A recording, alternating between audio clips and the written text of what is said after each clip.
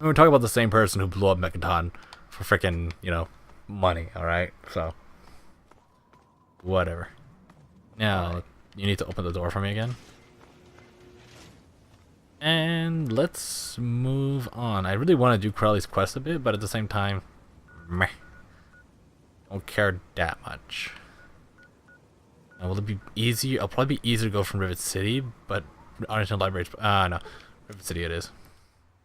Let's do the main quest a bit first, and then we'll do Crowley's mission. Because Crowley's mission does have a really good reward at the end of it. So, I mean, actually not that amazingly good, considering that the current reward I have is the current armor I have. The armor you get at the end of that is just like 5 points more. So yeah, and with the unofficial patch though, that also means that the winterized armor isn't invincible. So it's actually better to get the Crowley's version. But in the base game, if you're not using the unofficial patch, the winterized armor is actually better because it's permanent and never breaks.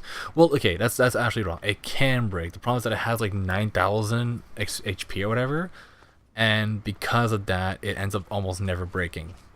So you'll almost never see any effects of it go down. And if you ever do, it'll be very cheap to fix because by the time you notice anything, it'll still only be like at 95%, at the lowest, So he'll kill you. He's dead. So yeah, this is the Project Purity lab place thing, and or I think the Jefferson Memorial, is that what it's called? Yeah, the Jefferson Memorial, or I just call it Project Purity, and yes, let's deal with the super mutants. There's a centaur, there's super mutants. Centaurs are just super mutant mutations gone wrong. I just point out, as much as a minigun and vengeance is fun to use, there's something very satisfying about using like a rifle or sniper rifle and stuff like that. I just like that, especially bolt action. There's just a really satisfying feeling. You're normal. He was slightly hunched over, but he wasn't as hunched over as the overlords are, so I wasn't sure. Let's slowly take these guys out one at a time. Sneak attack criticals always do double damage unless you have something increasing your sneak attack critical. So it's sometimes even better than normal critical attacks, because certain weapons that do normal critical damage will still do the double damage from a sneak attack critical, because it's separate from the normal critical hits. It's weird. Of course, if I wait till they stand still, I'm doing extra damage even more so, because oh no, I don't have the marksman perk yet. Right. Forgot about that. Another thing to note is that Project Purity does not really scale with you, if I'm correct. So the super mutants here are usually lower level, and there's only usually brutes and I think one master throughout all of it. Oh, I missed that time. Oh, I'm in danger. Wow, he saw me. For you, buddy. Good for you. Didn't do you much good, but good for you. This is also why I kept all painless, because as you can see, I'm not wasting any. Mountain over there having a little bit of rain over there is having trouble.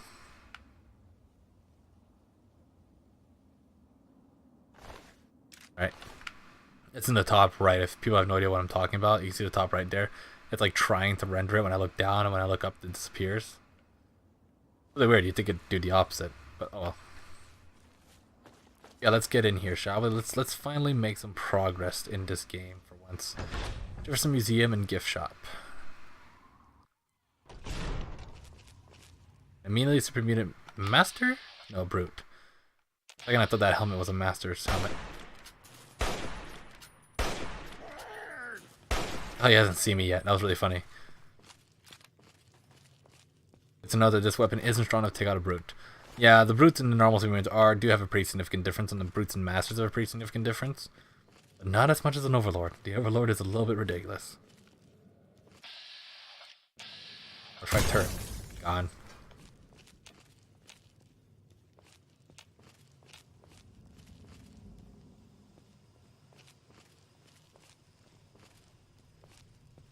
I love having silent running in this. Oh, there's a brute there.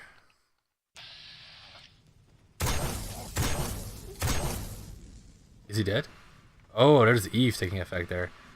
Eve does have some pretty... Oh, wow. Let's admit it. Eve has some really cool effects at times. corpse doesn't actually have anything on it. It's the actual pile of ash that's supposed to have something on it. It's really weird.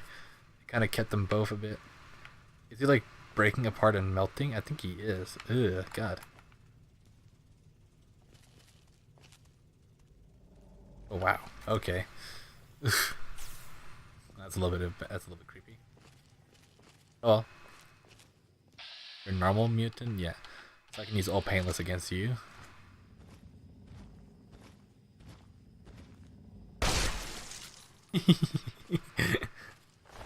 Oh, it's so satisfying to do. Alright, and we should be able to find where we need to go here. And this should lead to the machine, which has more surveillance. Here's the Project Purity thing right in here, which hasn't been activated yet. For additional filtration chemicals. Okay. That's a master. Yeah, I'll say. There's usually a master. I was just about to start saying that there's supposed to be a master in here. Here he is. Vengeance! Oh, you're not actually dead. Alright, there we go. There's a Chinese assault rifle. Ooh, that's really good to have, actually. That means I can refix Zulon's assault rifle with it. You can get its damage back up.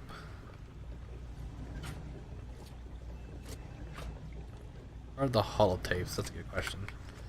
Also, I think Jefferson... You know, I'm not going to say anything, because I don't know much about the U.S. history. I think the most I've learned about the U.S. history has been through movies and things like that, and because of the fact that media likes to over-exaggerate certain things, I probably don't know anything at all. And the best thing I've gotten for when it comes to... Okay, so I can't do sneak attack girls, it's just really slow at it. Okay. Yeah, and I think the closest thing I've gotten to like any sort of history lessons towards like any of the presidents or any like things like founding fathers stuff is from Alexander Hamilton. It's from the Hamilton show, the play thing, which I've only listened to the one song. So, you know, clearly I am not qualified to speak about U.S. history. So I will refrain from doing so as much as possible. I will not be able to recognize one of the presidents or founding fathers or whatever he falls into. Whatever category he falls into, whichever group he comes into, if they're all presidents or not, I don't know. Yeah. Yeah, I can't talk about them. Just all that alone was enough to kind of prove that. Even in Vault 101, my work on Project Purity never really stopped. Soon after we arrived, my nightly routine included sneaking into the restricted areas, searching for, I don't know, whatever I could find. It was a Vault-Tec facility after all. The place was built with some of the most advanced technology this country had ever developed. Those excursions never turned up anything particularly useful. So, one night, after half a bottle of scotch, I broke into the overseer's office. It was easy enough to hack his console, gain access to the restricted files. Most of it was garbage. Propaganda, spy reports, just plain rambling bullshit, really. But there was one thing, one name that stood out amongst all the others. Dr. Stanislaus Braun. I knew of Braun's work, of course. He was a celebrity in his day, Vault-Tec's sorcerous scientist, leaving his peers in awe of his technological wizardry. But it was in Vault 101 that night in the Overseer's office I first learned of Braun's involvement in Vault-Tec's Social Preservation Program and his work on something called GEC, the Garden of Eden Creation Kit. Alright, so that's our first hint of what our father has been doing. What was I saying before this? It hasn't really came to my head there. Oh well. To be honest, the GEC sounded like pure fantasy, even for someone of Braun's capabilities. It was nothing short of a miracle. A terraforming module capable of producing life from complete lifelessness. But not only was this thing a reality, it was actually distributed to several vaults to be used after an atomic war. Vault 101 was, sadly, not on that list. I did some digging and discovered Braun's name on the reservation list for a Vault 112. I'm no slouch, but this man, he could have easily succeeded where I failed. Does his collected knowledge remain within the halls of Vault 112? Journals, holotapes, computer records, maybe even experiments. If I could gain access to just a fraction of Braun's genius, Project Purity would become a reality. Alright. And finally... I'm off to Vault 112 to search for anything of Braun's that might help me get this purifier up and running. All I know is that it's west of some place called Evergreen Mills, and it's well hidden in some sort of garage. But I'll find it. I have to. It's so close, but that's the story of Project Purity, isn't it? An eternity of almost theirs. Let's see if Braun has the missing puzzle piece. And there you go. Now we have the location of our fodder. Let's go there, shall we? And let's go find our fodder. Once and for all, shall we? Alright, so we are outside Jefferson Memorial, and where we want to go is here. Actually, a part of the map I have never explored. Wow. Alright then. Just so you know, there's literally nothing stopping you from getting out of Vault 101 and immediately running here, going in there, and doing what you have to do to save your fodder. This game can be skilled at that. Some people see it as a plus, some people see it as a negative of the game. I see it as a plus because I believe that, because in reality, if you ever went exploring somewhere, let's say, and you just happen to find the Vault 112, get in and find your fodder, that is a perfectly possible scenario. Since your fodder is there before you actually leave the vault, and since he's stuck wherever he is since this entire time, then there's no reason for you to not be allowed to go in there. Especially since I think the vault has, if there was a lower reason for why the vault is closed or locked off, and why you would have to come here and get the password or something to get in, that would be fine, sure. But the idea that the vault isn't actually locked off like all the other vaults, because none of the other vaults are locked off either. You can get into every single vault freely. So the idea, except for Vault 101, which has a password system, but all the other ones don't have a password. So the idea that there's a vault just like any other that you can get into, just like any other, and that happens to be where your fodder is, that's really cool thing that you could literally be playing this game for the very first time, have no idea where your fodder is, not go through all this and just randomly explore the world for the sake of it and find him. If that had happened to me, I would have been like, whoa, my mind would have been blown, because there's no game really lets you do that. And it's kind of like New Vegas style stuff, where the game kind of lets you do what you want and allows for scenarios that would normally not be, that wouldn't actually be a part of the normal experience, right? You wouldn't have to go through that entire, thing of trying to search your fodder because you just found them on your own. It is possible. Technically speaking, it's incredibly stupid to do it, but realistically speaking, you could just scour the waste from place to place and place to place and place, not ask anybody, just go from place to place, landmark to landmark. Your pit boy points you to where nearby landmarks are. It's part of the technology. So you would be able to just go from landmark to landmark to landmark until you found them, and there wouldn't be some random gaming reason to do so. It's I really like games that let you do that. It lets you go into places early, and it's just as if you went there later in the game. It's it kind of reminds me of Shadow of the Colossus a bit, where in Shadow of the Colossus you can go to the areas where the Colossus are. For you who don't know what Shadow of the Colossus is, I'm not going to start explaining what it is right now. You guys can look it up. Shadow of the Colossus is a game that I do actually plan on let's playing one day or another. This is a really good game that I've never finished and I really should finish. But anyways, there's a bunch of Colossus you're supposed to hunt down basically, and you're supposed to do it in order. And if you go to an area where the Colossus are before you're supposed to, you can actually find the entire area there. It's not locked off. You can go run around the arena. The Colossus just simply isn't there for whatever reason. Even though some of them have zero reason to not be there. They really shouldn't be missing. But, yeah, so that's the thing that you can do. And it's pretty cool. And I was always thinking in my head, how cool it would have been if you had found one of the Colossus just randomly. If they had all been there and if just randomly exploring led you to them sometimes. That would have been really cool to see. I would have loved that. That would have been really fun. They don't do it sadly because, like I said, you have to go in order, and the game doesn't spawn them unless you have the correct. Ooh, a Deathclaw this far out to the south.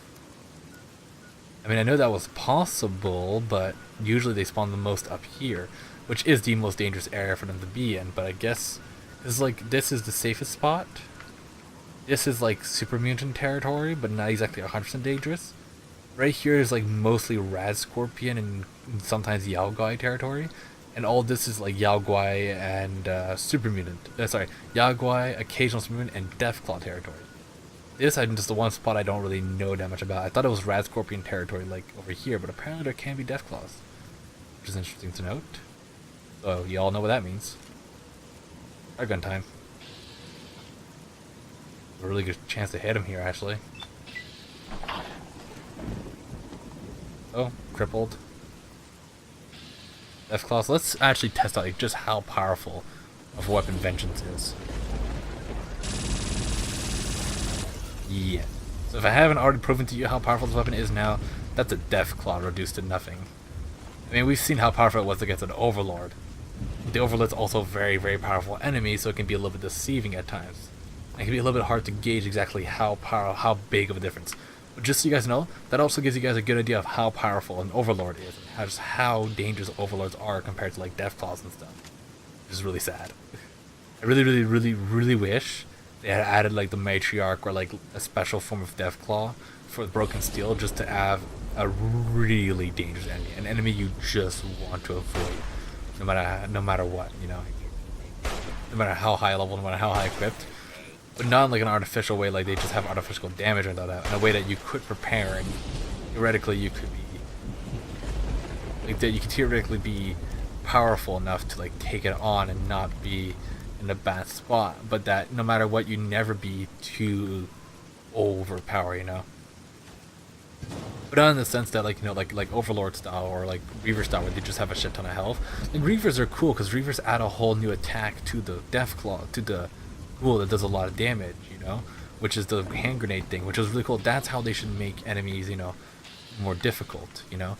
Like albino Rad Scorpions, like, or like maybe like, you know, the Overlord should just have like, you know, an extra form of attack or an extra form of means to really kill you in a way, right? That's what I think. Like they should have something else more than just a lot of health and a lot of damage. I don't mind the Overlords having a lot of health and a lot of damage though, because that's kind of what super units are in general. Like if a Reaver just had extra damage and extra health, then that would be kind of boring, because we see like the glowing ones can do the explosion, right? So at least do that or something like that, you know? That's cool. But I don't know. Overlords are kind of like the super humanoid enemy, so I can see why they just shoot guns, because there's not much else you can do. Maybe make it so that like, you know, they have less health or whatever, but like when they get to half health, they go into like a rage state or something like that, and then, you know, you have to be more careful because they shoot faster, or they take out like a super sled, like charge really fast at you no matter how much damage you do to their legs, whatever, you know. Things like that. Things to make them a little bit, like, I know like melee enemies aren't as dangerous, but like make them go like really fast, you know. Maybe even like make it so that he has like an increased damage resistance, not by like barrier alien levels of increase, but just a little bit tougher so that, you know, his second health bar becomes a little bit tougher to take down, you know. Stuff like that. Just more than just extra health, extra chance. I don't hate the Overlords, don't get me wrong, I really do like the Overlords. Right now I don't, because I'm nowhere near prepared to take them out yet. As you saw there, that other Overlord nearly killed me. But, as you saw from before. But, you know, at the higher levels, when I'm really prepared for them, they're just going to be the only threat left in the wasteland, though. That's the thing, right? A lot of people, like, they're not, it's not fun to fight super high health, super, you know, high damaging enemies, but the simple fact is, if you don't have an enemy that can survive pretty much almost anything you do to it, at least for a few seconds, be able to get at least one shot off, then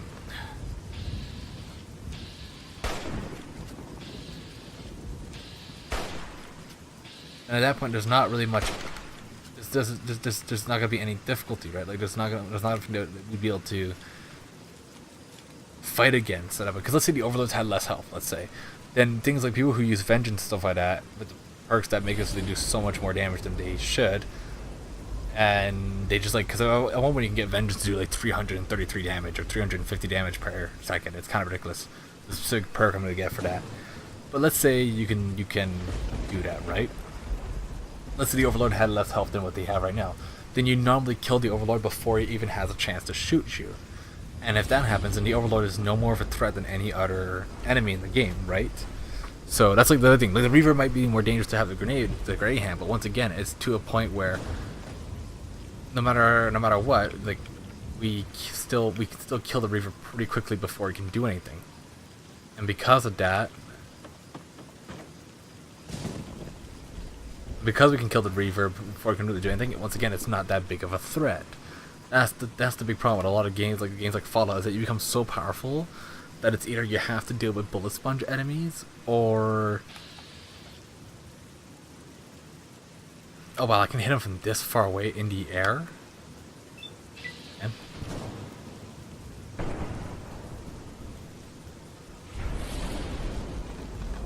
oh, gosh, how much accuracy do I have with VATS? Wow. Commando, man, the commando thing really helped out, I guess. Yeah, at the end of the day, it's a little bit difficult to make a more challenging game. Fallout 4 started doing the right thing, which is make the enemies have like a more interesting AI that can like weave around and stuff like that and use special abilities more easily. And that is a good start. You know, like behemoths now throw rocks at you if you get away from them, things like that. And Deathclaws can grab you and pin you to the ground and stuff like that. So that's extra. That's some good extra level difficulty. And if you're really low on health, then the Deathclaw just one-shots you instantly. There's a special attack that he does that kills you instantly. That's a good step in the right direction. It's just, once again, it still goes to a point where no matter how tough how high level you get, no matter how much the enemies scale with you, eventually they reach a point where you're still going to be one-shotting every enemy you find. So, I don't know. It's a good feeling to have, to be able to just one-shot everything, because it makes you feel like all the small things in the end end up, all the things that would normally make you terrified are no longer a threat to you, which is a really good feeling to have. You know, you feel like you're progressing in the game. Like, now that I'm taking out super mutants without much of a worry in the world, it's a super satisfying feeling. Even Deathclaws, I just miss that feeling of having that one or two enemies you really, really are worried about.